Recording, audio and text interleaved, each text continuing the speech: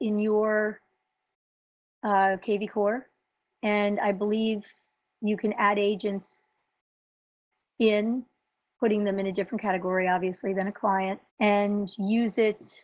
I think you can use it in an agent attraction kind of process as well. You could check with the leader. Let me see his name.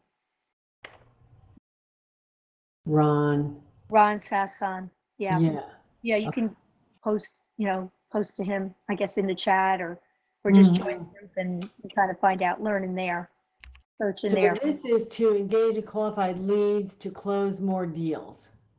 That may be something similar. It's not, that's not the same as the purpose of Jeff 60 per se, which is designed to help agents attract more agents, and then also help new agents get set up quickly.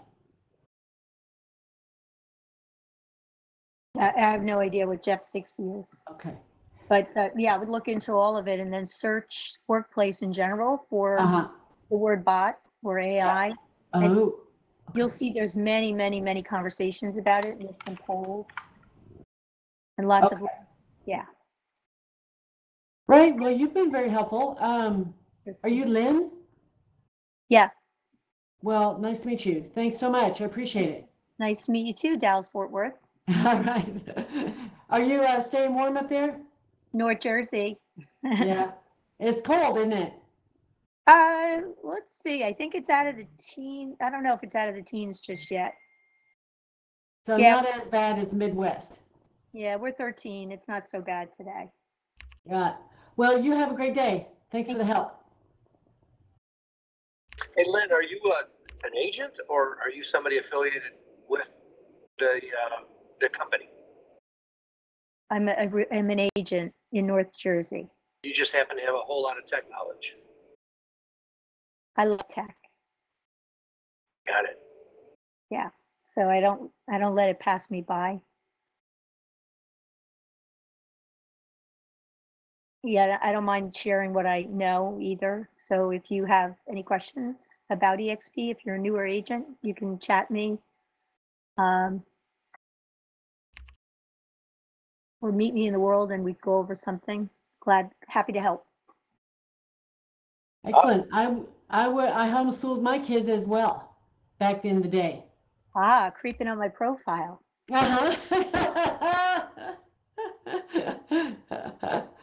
Yeah, I can't help but impart what I know. Sorry. Yep, I'm the same. Yeah, some will not want to talk about it and say, stop, too much information. I'm like, okay, I'm sorry. I think it's great. We're kindred spirits, Lynn. Thank you. I put it in I put in my profile. I figured out of 16,000 people, somebody else must have been homeschooling their kids. Yeah. Well, we're the smart kids, you know. Here at EXP. Not so much. Got a lot to learn here, but I'm happy I did, and I'm glad my daughter's in high school. They all went to high school, but she's got her car and driving and her license, so I'm free finally. So my last 4 years of wading into real estate, now I'm finally, I don't have to, worry so much about moving her around the planet. Yeah. Good. Nice to meet you, Lynn.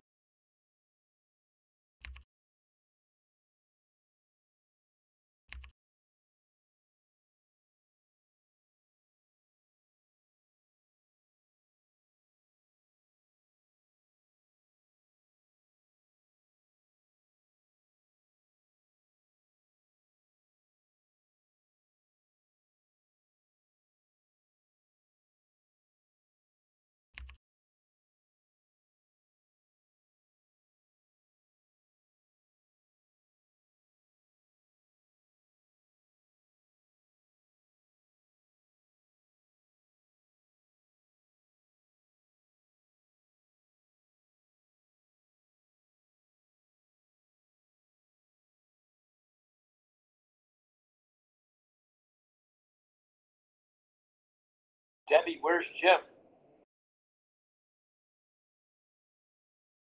Who asked that question? Old Tom Walters and me.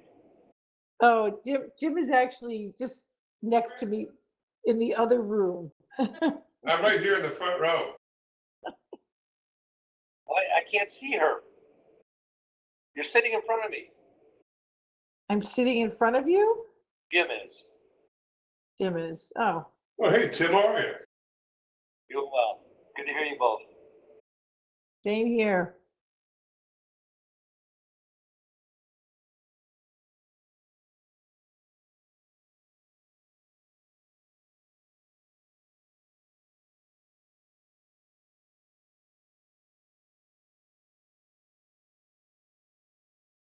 Don't pass it around though, okay?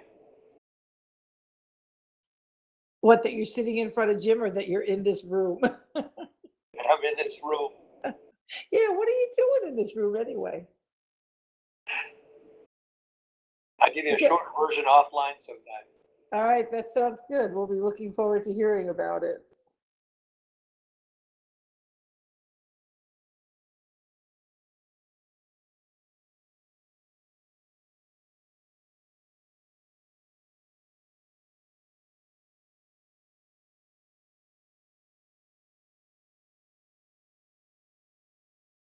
How's everybody doing today? Great. It's might be above zero here in New York soon. Yeah, it's about 10 degrees here and with the wind chill about -5. So it's actually beautiful out today. The sun is shining and I can't ask for a better day.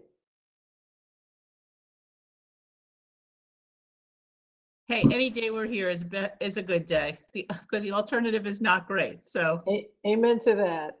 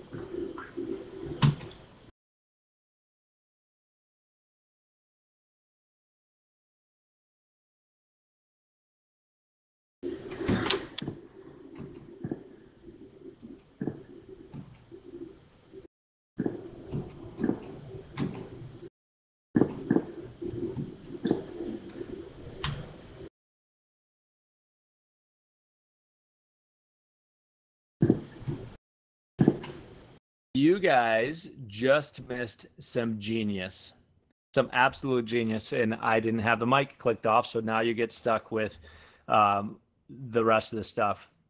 Everybody excited to be here? I am. Good, we got one of you. Absolutely. Hi, Betsy. I'm happy to be here too. Fantastic. Well, it is colder than a blank. You can fill in the rest to whatever your programming is. Here in Michigan, we hit 0 degrees, and my dog could actually poop outside instead of on our basement floor. So that's the excitement we've had so far today. Good weather in Houston, Texas. Oh, I love it. No, and guys, we're gonna have some fun today. I've officially have stepped down from running the ICONversations. I'm doing it the rest of February, which means now I can play to win at a whole nother level because maybe I'll get fired sooner. And so, Damien, we are going to ask the toughest questions I can think of to him. Debbie, I'm a little bit afraid of because I know that she's way smarter than me. And Scott and Heidi, I don't know yet. Scott is definitely better looking than me, so I'm just going to do the best I can for you guys. Does that all work? That's great. Sounds good to me. Perfect. oh boy. Right? Oh boy, That's there's good. Jackie. She's like, oh my gosh, Hank's in rare form. I love what I saw this morning when I jumped on Enterprise. For those of you that have more than 15 or 20, you saw that the adjustment comes in And the reason I love it, even though I was affected by it, was sustainability. And how many of you guys besides me celebrate the fact that our company can look at things and make decisions with sustainability, and they don't bury their head in the sands and keep us from the no? Me. Yeah. I love it. I love that we have leadership that talks the talk, and even when it might not be the most popular topics, and it shows me that I've got some work to do. Does anybody else have some work to do? Oh, yeah. All right, so we're going to step in. We all do. And this is going to be fun because I know of the panel, yet I don't necessarily know them well. Yet what I love is the way that they're showing up, so I at least have an idea of who they are. What we're going to do is we're going to lead this icon conversation as if it's just the four of us. If you start to ramble on, I'm going to pause and we're going to move forward. I'm a high D, and sometimes I even get bored in the conversations. And so we're going to jump right in. Damien. Damien, you there? What's up? How's it going, sir? Good, man. So what I love about it is, and you can cut me off at any time. You reached out to me the other day, and I didn't believe I was the solution, and I put you I put you in touch with someone. Can we speak to that? Yeah, no, absolutely. And just to let you guys know where I'm at right now, I'm going to have about a 10-second delay. Okay. No worries. What I love about this is oftentimes what happens is we get people up on stage and we don't realize they're all as messed up as we are. The reality is they've done something well and they've got a spotlight put on them. And what I find in the power of these icon conversations is most of what we're doing is we're being consistent at doing something, therefore we get results, and there's no magic pill. So Damien, it looks like you're looking to grow in 2019. It looks like you're addressing some things that you believe that could use some work. Give us some insight on what you're looking to do to make 2019 better than you could imagine. All right. The difficult part right now is just because I am the state broker and I do manage a team. I have a double load on me. My future for 2019 looks like continue to run the state, but to do that with me running the state, but my team fully taking care of my business. And I need a plan. I need a strategy in doing that.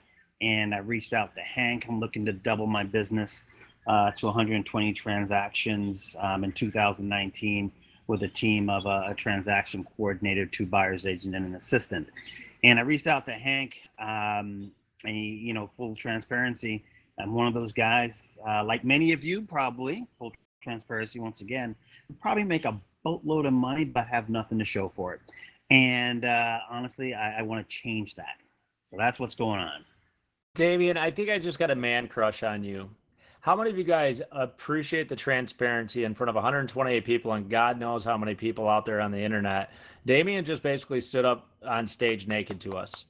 And so, Damien, with that said, let's talk to the broker role real quick because I do have an agenda here and it's to help the company. I believe that the broker role is one that we need to, as agents, do whatever we can to insulate them and allow them to stay in their lane. Otherwise, we're going to run them out. Yeah, I agree with it. As a state broker and any all state brokers here at EXP, our client is our agents. And first things first, we need to be make sure. I like to say make sure they all keep their noses clean. So making sure that they run by the rules and regulations, what they abide by the state.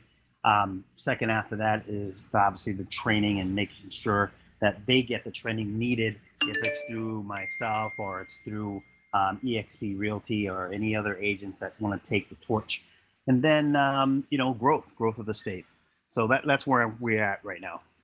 So, Damien, what I'd love to throw out there is oftentimes in real estate, what we do is we see things roll downhill. For example, oftentimes we put the real estate agent at the top of the hill and the title company or the attorney at the bottom of the hill. what I found was whenever we see the norm like that, if we reverse it and we put the title company at the top of the hill and we put ourselves at the bottom of the hill, it's amazing the magic that happens. And so I've decided to take a stand to be a champion for our broker. I'm going to ask everybody in the audience today, would you ask yourself, what can I do today to make my broker's life better? Meaning reverse engineering what we're looking at. Damien, would you be okay if everyone in your state asked themselves every single day, what's the one thing that they could do to help you do your job better? Oh, absolutely. Absolutely. I actually put that question, that same question, I'm surprised we're bringing it up right now, that same question out there to my agents a couple of months ago. And one of the biggest things with DXP, obviously, we're a virtual company. We don't get to meet much physically unless we do something about it, and that is reach out to other agents throughout the state, or what we do currently right now with EXPCon and shareholders. And a lot of the agents, one of the biggest things for them was just they wanted to meet and see each other. So I tasked individual agents throughout in different cities throughout Montana to get something going once a month, and it's worked out very well. But yeah, you can reach out to your state brokers and ask them what they can do or what you guys need. It's going to make a world of difference. I love it. I love it. So Debbie, you're sitting there and something during the conversation sparked an idea or a thought. What's on the tip of your tongue, or what's going on in your mind through this conversation? Well, listen, many of us are in the same position that Damien is. We sell a lot of houses, we have great goals, and yet sometimes we have nothing to show for it because sometimes we're overspenders on every shiny new object. And I think that, just like in households, you have to pull that belt buckle a little bit tighter and sharpen up so that you have a great P&L. And I think that's the one thing that we really are. I mean, obviously we're focusing on growth on our team. I've just hired 5 new agents. Probably 3 of them will be successful. That's my conversion ratio, but we're really focusing on our P&L. So that, I get what Damien is saying. Well, and what I love about the transparency of this is, and I love the quote, and I wish somebody could find where I heard it from, because there's really nothing new or original out there, is we make way too much freaking money to be this broke. And I'm on a mission where I'd rather help someone have a higher financial IQ than help them make $100,000 more a year. And it sounds like this is striking a chord with a lot of people. Now, Scott and Heidi, are you both here too?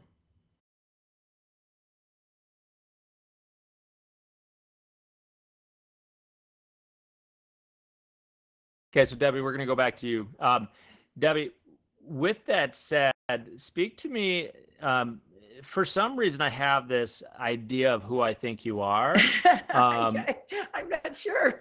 and I don't know why. It's like I see you as this high driver that gets things done, and might sometimes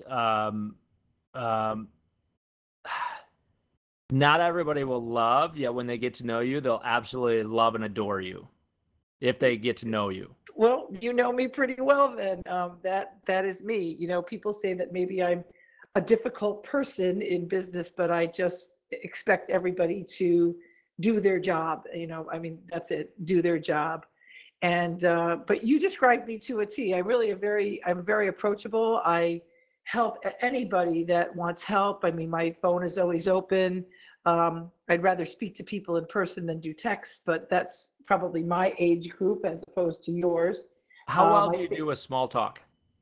A small talk? Yeah. Yeah, I do great small talks. I can do anything. I'm a problem solver. Well, and the reason I asked that, I was probably projecting a little bit. Like, I don't do very well with small talk. I would love for somebody to come to me and say, hey, I think that my son is suicidal. And I was like, oh my gosh, like instantly getting into where we could have a life-changing conversation. And by the way, guys, we've got a serious mental health issue going on in our society today. And I love bringing up topics that are taboo, because I think people need to know that they're not alone. And I'm not sure where that came from, because I don't normally bring something up like that, yet something tells me someone in this forum needed to know that mental illness is real. And if that's you, feel free to message me. So my apologies, I'm not sure where that came from. So Scott and Heidi, did you come back to us? Is that working now? Yes. Perfect. So Heidi, jump in on this conversation. What would you have to add, either add or even say, you know what, Hank, we're multi-gazillionaires and we have no idea what you're talking about? Oh, heavens no. You know, we are tightening down the belt pretty tight this year. We know that the market is normalizing. And, you know, Scott just spent the last month going over our profit and loss statement, and we're going to have to tighten some stuff down this next year. Yeah, we crushed the numbers better than we've ever done before. But when you look at the amount of money it cost to make that, it's staggering. I love the sincerity and what you're saying there is with getting real with the conversation. Now, it sounds like all or six of us up on stage have decisions that need to be made that we know will probably impact others. Walk me through how you guys make those decisions and how quickly you make the decisions once the awareness comes around that something needs to be done. Do you pivot, or do you give notice, or do you quit? How do you work through those situations? I'm sure with one of the four of you, something comes to mind on a decision that you need to make. Walk me through that. I'm not sure what exact topic you're talking about, but like, for example, I'm very slow to hire people on my team. I really want to get to know them, and I have a contract that they fill out, and they do a 30, 60, 90-day review with them. And if they don't cut it after the 90 days, they're asked to leave the team. So I love it. So it sounds like what you've done is you've increased expectations so that the expectations are what happens, and then you follow suit with what it is. It sounds like you date before you get married. correct. And it's not even that I want to get to know the people that are on my team. I also want to get to know their families, because I think that that's very important too. So that's why I'm slower to hire. I want to know really about the person who I'm bringing in, because let's face it, when you have a team, you're like a family. You're going to have good days, you're going to have bad days, you're going to bicker, somebody's going to have a problem, you want to try to problem solve it. So it's really important, and especially if somebody's giving 110%, you want to make sure that their families are on board with what they're doing as well. Oh, so you're saying if you're thinking about marrying a girl and her her family's crazy, and I'm speaking to my own. I actually met a girl I thought I could marry, and her parents, I could not see myself doing life with them, and I pulled the chute on it. What I'm hearing you say is it's tough to work with someone that has crazy in the background. Yeah, that's exactly what I'm saying. And we all and yet I mean, I don't know if we're allowed to say that or if we can say that, yet the reality is if people have other things on their plate, it's going to affect how they show up. And it's important to know what reality is because if you don't know what reality is and they show up differently, it sets everybody up to fail. Would you agree? Absolutely. I mean, if they have so many things, you know, I coach, you know, I'm a coach, and the one thing that just drives me crazy is when I get on the phone with these people that I'm trying to help, trying to make them, you know, become better in their business, become better at putting systems into place, and they have 1,000,001 reasons. And you know what? Listen, there are days I wonder how I even get out of bed myself, but you've got to get the right mindset. And if you've got too many distractions, you're not going to be able to perform. You know, because unfortunately, adulting sucks at times, and life goes on, and bills come on, and there was a time in my life where I had to pretend my reality wasn't my reality when my son was having open heart surgery. It sounds like everybody on the stage looks at mindset as something that's important. Do any of you guys have any rituals that you do around mindset or things that you consciously do to make sure that you keep your mindset in the right spot? Specific activities. Well, I'll talk if nobody else wants to. So I have a daily devotional that I do every morning, and I do have a ritual that I do. I don't really follow like Hal Elrod's, Miracle Morning, but I do have some of those things that are put in place. And if I feel that like going through the day and something is starting to stress me out, I just try to find a quiet place and I sit and I meditate a little bit. Not that I'm a great meditator, but I guess it's more of a cleansing breath and just trying to relax. So that the rest of the day is not ruined by a small incident that might have happened earlier in the day. Oh, wait a minute. So you have a bad 10 minutes. You don't have a bad freaking day? No, I don't have bad days. Life's too short to have bad days, Hank. I love it. Hey, and Hal's a great dude. So anytime I can be mentioned in the same sentence, I'll take it. Hey, Scott, what about you? Scott's having issues getting on right now. Okay, perfect. So Heidi, can you speak for him or for yourself on this topic?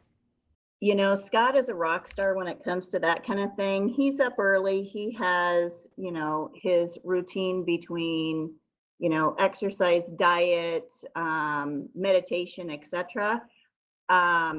He just has it going on, and I'm the hot mess that he married. So, how predictable is it that it's yin and yang absolutely. with relationships? I love that you said a hot mess. What makes you think that you're a hot mess?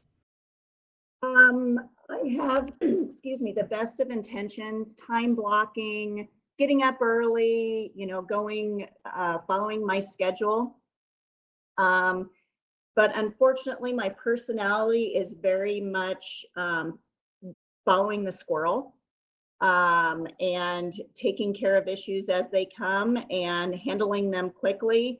And so a lot of times Scott's the one that reels me in and says, you know what, let's double look at this and make the right decision. So Heidi, I'm sure that nobody in this crowd can relate to what you're saying as far as squirrels goes, or wanting to be the person that responds to every important and urgent email.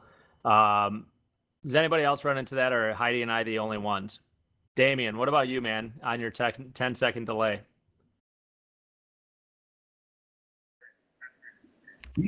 Oh, I'm good.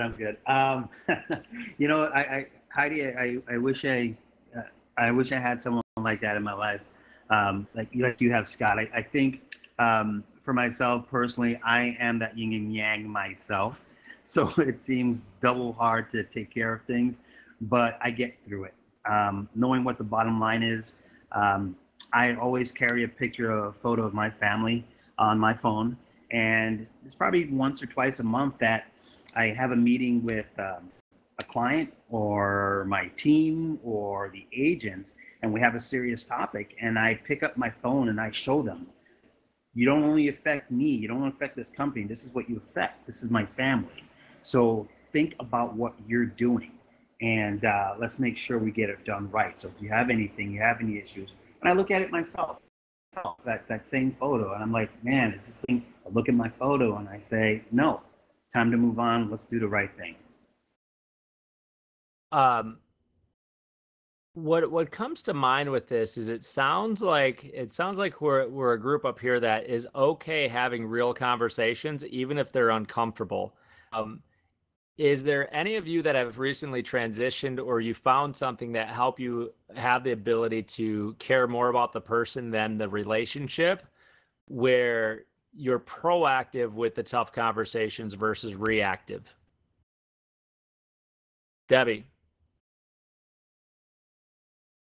Well, being proactive is always better than being reactive. I can tell you that. I think maybe years ago, I probably was a little bit more reactive when I had a conversation, but I think as I've become I want to say I've become a different person when I entered into real estate, and it's made me become more proactive than reactive in conversation.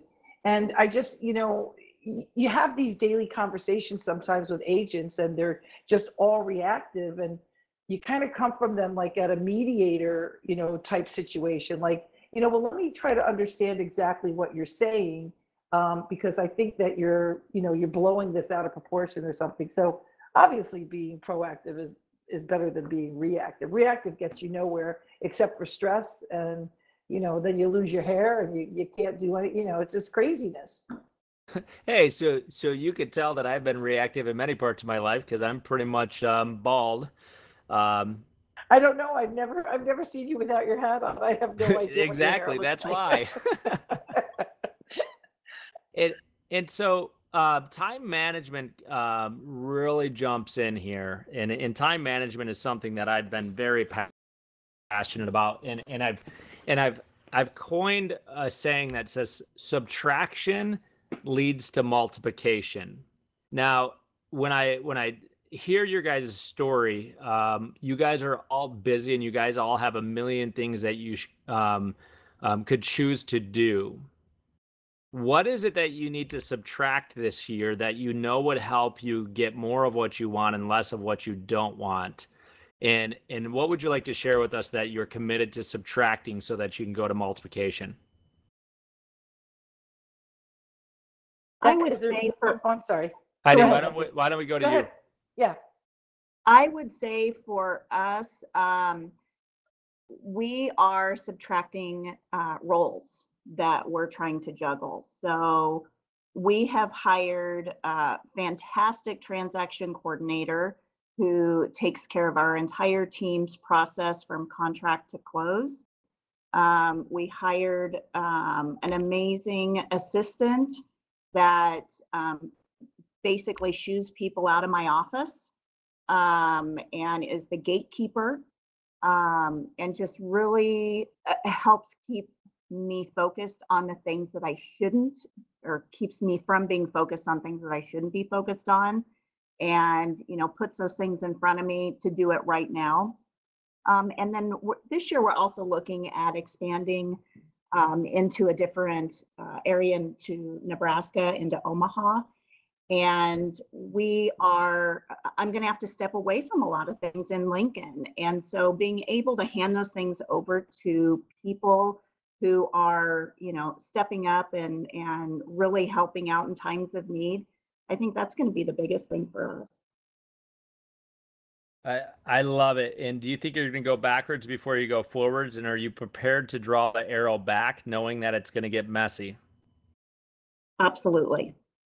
I'm going on Sunday to get a tattoo with my mom, which is a funny story in and of itself. Yet I don't want to squirrel on you guys, and it's going to be a tattoo on my forearm, because I think where a lot of people struggle is they don't realize, and John Maxwell says this, in order for the arrow to shoot forward, you have to draw it back.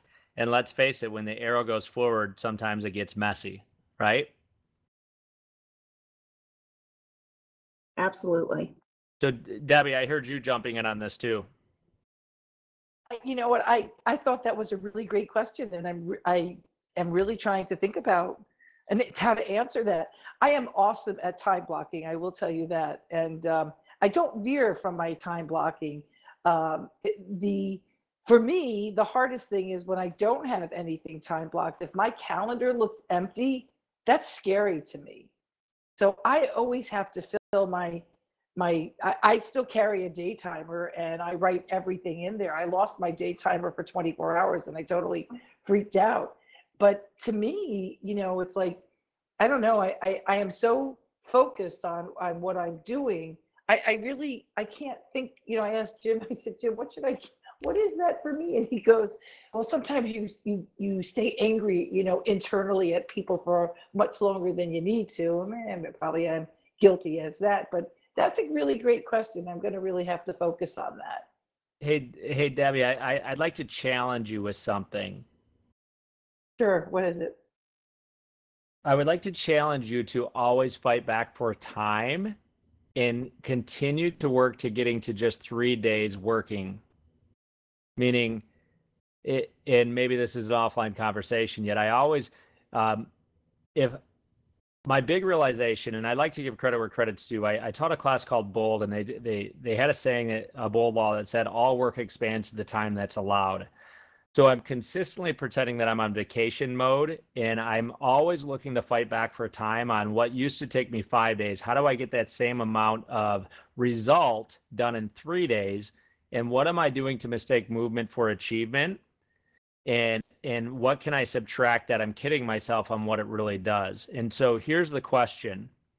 How many of you guys, if you didn't have to deal with email anymore, would get 20, 30% of your time back?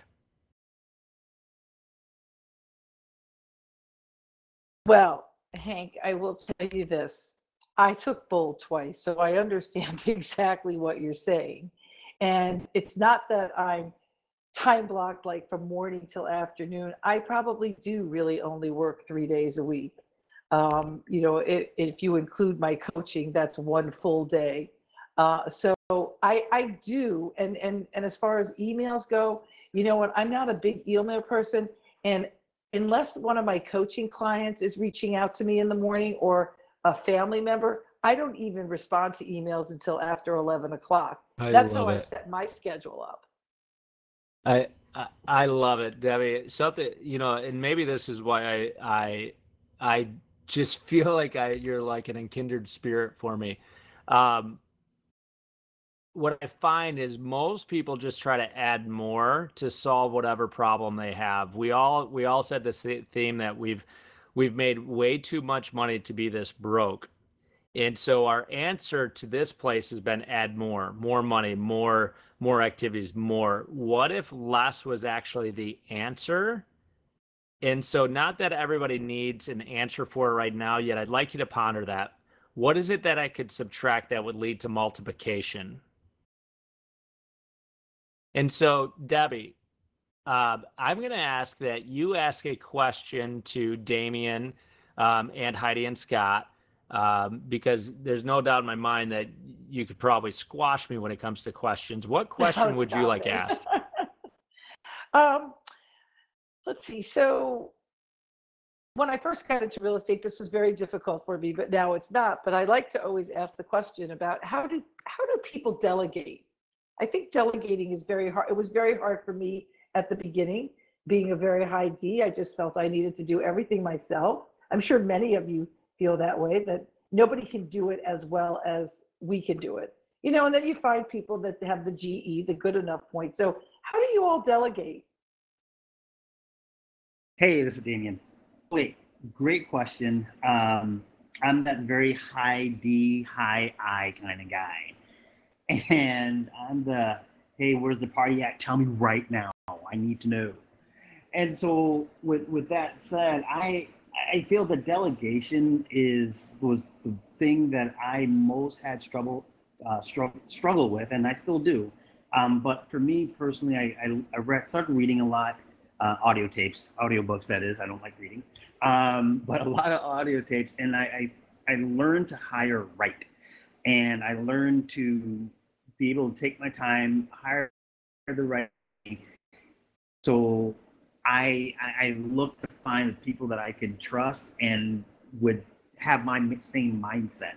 And once I did that, like for example, my executive assistant right now, I call her, she has my back.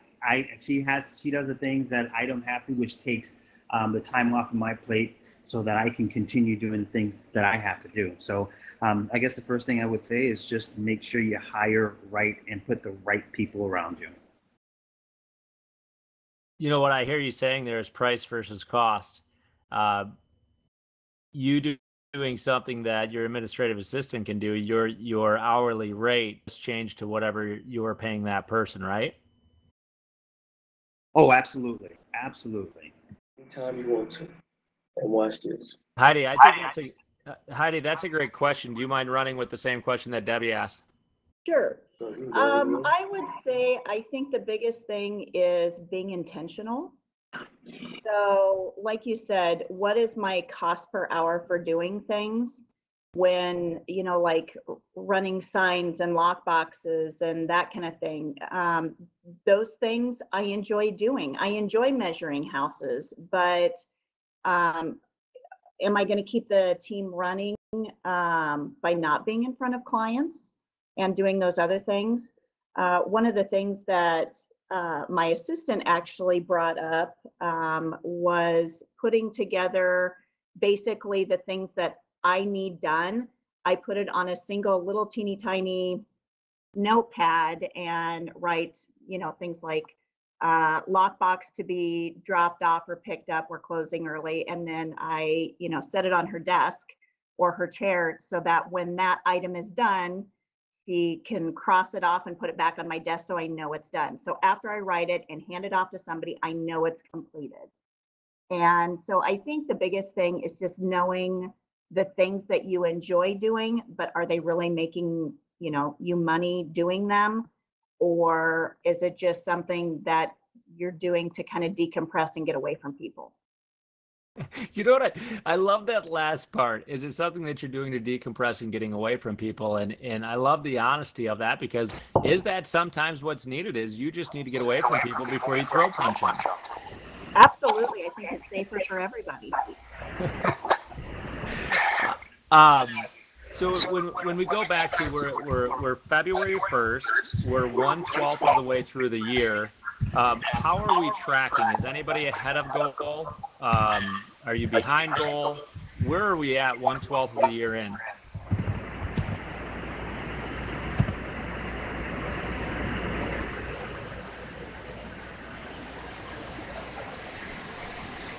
For us, we're behind by about 6 transactions where we should be for our big goal this year.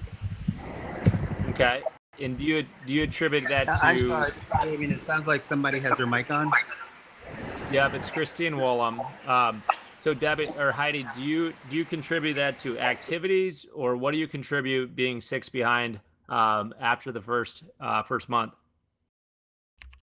I think a lot of it is focus, that we've all been, chasing our own squirrels and not really sitting down and doing the things that truly bring in business. And so what's going to change in February, the goal or the focus? Oh, definitely the focus. We're going to have to catch up and get those things done. Debbie, what I love about having you as a coach on the panel, what comes to mind when you hear that, when somebody's behind after the first month? Well, I am also behind, and so I'm down about 3 transactions, and there's a lot of different things you can say why you're there, and basically it's just I think that sometimes our agents get complacent. They're not making the calls, they're not following up, because it's not like the business isn't out there. The business is out there for all of us, and I think it's just a matter of doing something. So like for tomorrow example, I've got my team going on a retreat. We've done it before, but I said we need to get out of the office and we need to break away from real estate. And I titled it Metamorphosis because that we're growing. We've got these 5 new agents on the team, and of course bringing 5 new agents on the team somewhat can be distracting, but in the other hand, it can help the veteran agents that have been on the team maybe start to grow a little bit more, because they're the ones that are going to be setting the example for them. So sometimes you have to, get out of your element and do something a little bit different, so that this way the momentum starts again. You mean you can't do what you've always done and expect different results? Yeah, exactly. Oh, I love it. Damien, what about you, friend? What I realized, actually, as it was probably about 2 days ago, is that I took a look at my numbers from the last 2 years to where I was right now, and like Minnie is saying, I'm a little bit behind. And I realized, looking at my numbers and where my business came from, I noticed that I wasn't focusing on my past clients as well as the people that sent me the referrals.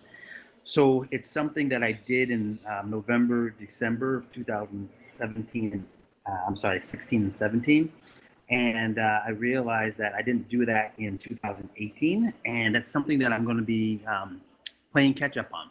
So those are the things specifically give me, hey, Damon, specifically give me action items that you're going to do to change that that tide.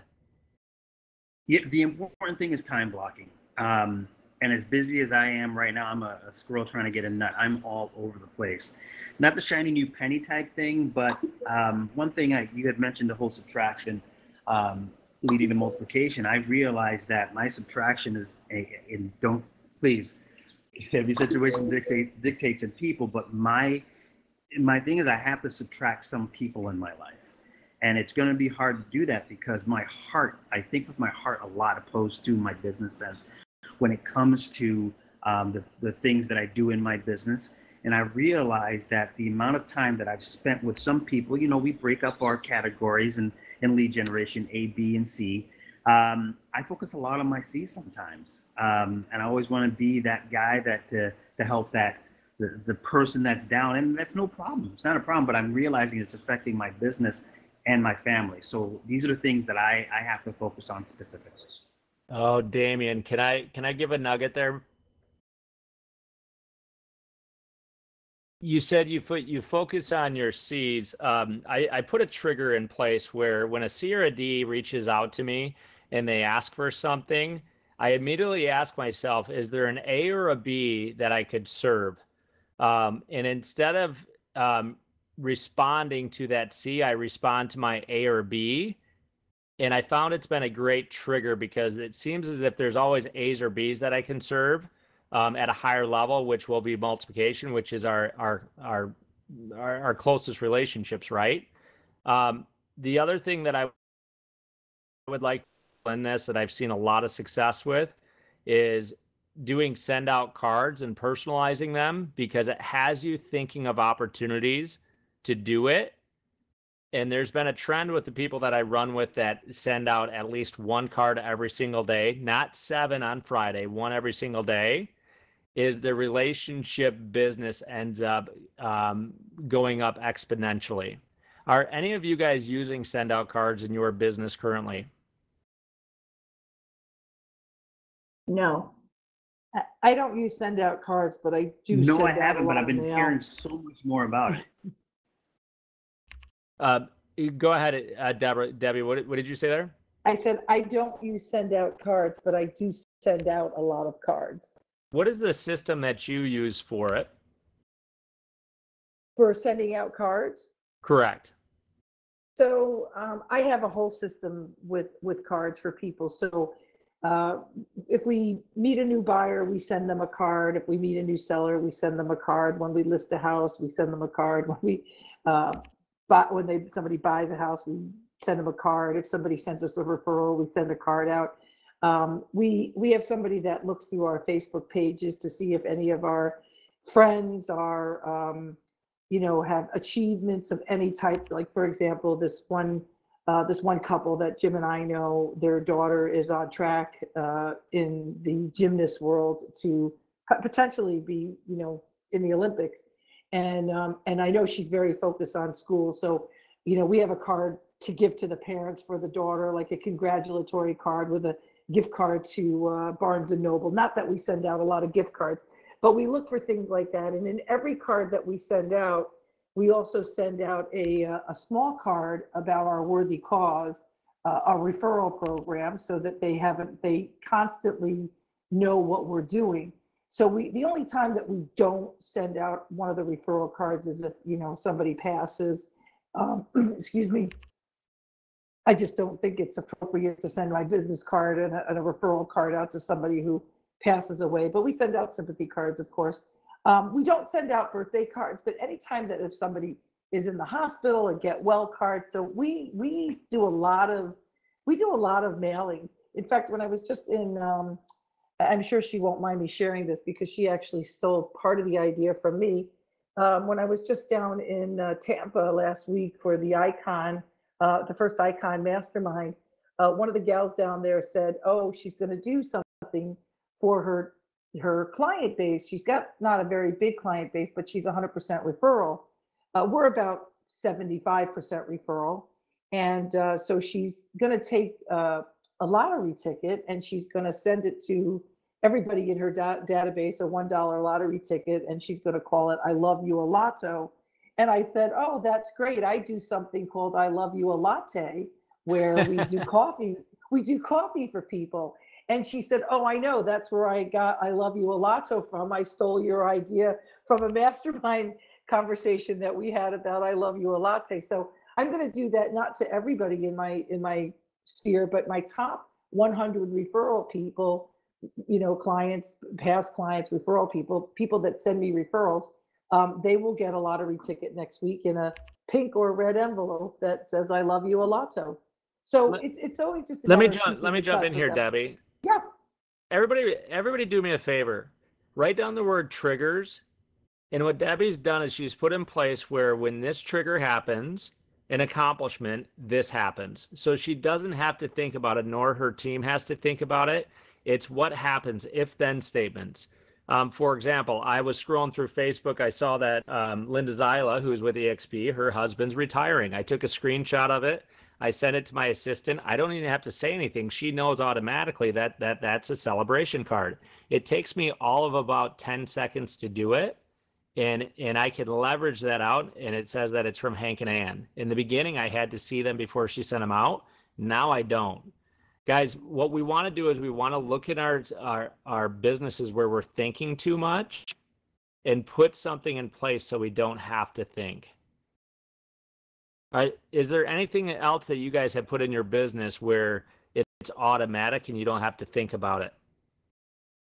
One of the things that Scott does, just thinking outside the box, not just for our clients, but also our other agents we work with from other companies, into the agent attraction. Whenever we close a transaction, regardless who did it on our team, Scott sends out a handwritten card with a coffee card in it or whatever, gift card, and just tells them how much we appreciated working with them, and just letting them know that, we look forward to doing the next transaction with them. And I've had several agents call or email and say, gosh, you didn't have to do that. That was super awesome. Thank you so much.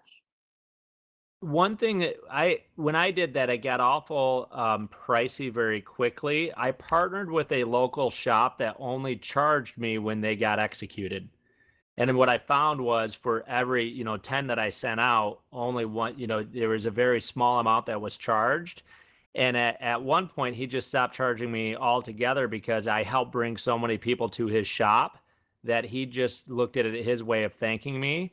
So that's something that some of you guys that are a little bit more budget conscious or looking at that bottom line, you might be able to partner with someone and have that sort of arrangement. So what we're going to do now is I would like to put all of you guys on the soapbox. And what I mean by that is I'd like to give you 2 minutes to share whatever you would like with all of those that are listening and those that will listen, as maybe it's the thing that you're most passionate about or thing that you would like to make sure that maybe gets through to them. Who would like to start with their 2-minute soapbox moment?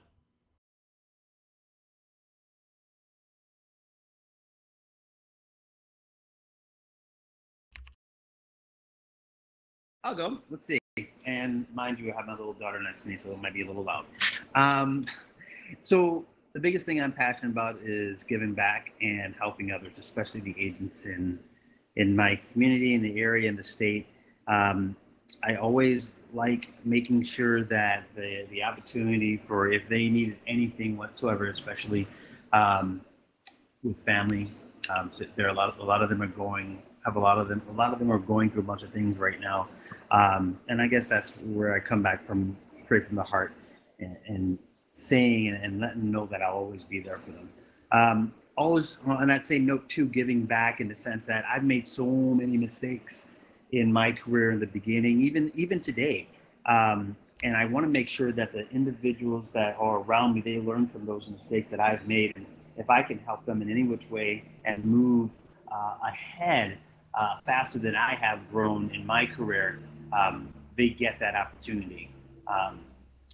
When I first started in the real estate business, I would say the first 6 months I was running on fumes, just moving to Montana from the East Coast. And I tell you, it was hard. And I don't think I had the support from the broker that I had, or I won't say the support, I didn't have the training needed until I decided to go take a Tom Ferry and spend the money on myself. And my last 6 months after educating and training myself, I think I ended up with 27 closings in like 6 months. It was amazing, at least for me. But, I can give back to the agents and help them with their training and learning from the things and mistakes that I've made, just fail forward. That's one of the biggest passionate things about myself. I love it. That's one thing that I love about our company is the amount of collaboration and openness to do it, and a genuine one. Thank you, Damien. Heidi, can we put you on the spotlight next? Sure. I would say for us, it is helping new agents also from other companies. So, when I started, I was working full-time for a doctor's office and working evenings and weekends and doing real estate as well. And there's so many agents out there that are trying so hard to get into this full-time, and they don't have the support from somebody within their company or a team member or whatever. So I think for all of us, especially those of us who have been doing this a while, always remembering that we started knowing nothing.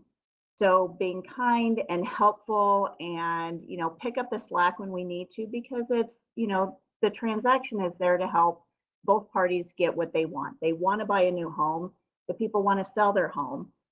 You, of course, represent your client to the best of your ability, but when you need to step up, be nice. I see so many agents from other companies that get so naughty with the new agents and frustrated. And for us, it's like, what can we do to help you? I know this is a tough situation. Let's just do what we need to do and just pick up the slack when we need to. Love it. Love it. And all this seems so simple. My coach once said, abundance is easy to receive. It's harder when you're the one to give. And what I love is, obviously with you guys being up here, is we're coming from abundance and we're giving. Good stuff. Debbie. Hank.